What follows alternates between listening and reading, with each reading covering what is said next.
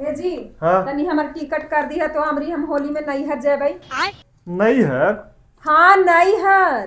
Ticket हो तो ससुराल जाके हो तो नैहर जाके टिकट न हो तो सुन लेला ना। और नैहर जाके हमरा जो नामो मतलब परबियन में काहे हम नैहर न जा सकहियै?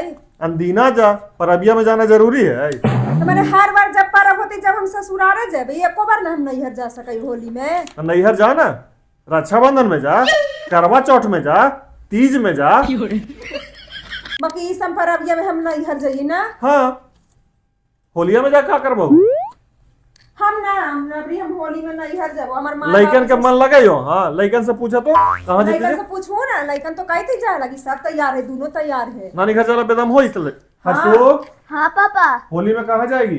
बाबा घर। हम नानी घर नहीं जाएंगे। नाना बोलता है कि छत पे रंग मत फैलाओ, दीवार में मत रंग फैलाओ, तो हम खेलेंगे कहाँ? कितना ही झूठ सच बोला है। नाना जी ऐसे बोला है थी तो नहीं बोलते हैं, चिल्लाते रहते हैं। हो गलो मैंने देखो तो झूठ सच बोली था। हाँ ता लइकन ना झूठे बोली थे। हो जाओ जाए लगे नानिया ही। त तू अकेले जब लइकन ना जा तो ना हम जाबो। सुन लेला ना। हाँ तो हम ससुराल न जेबो, वहाँ दिन दिन भर बना के खियावे लगी हम न जेबो। तो तू रहा कलकत्ता हमनी घरे जाबो।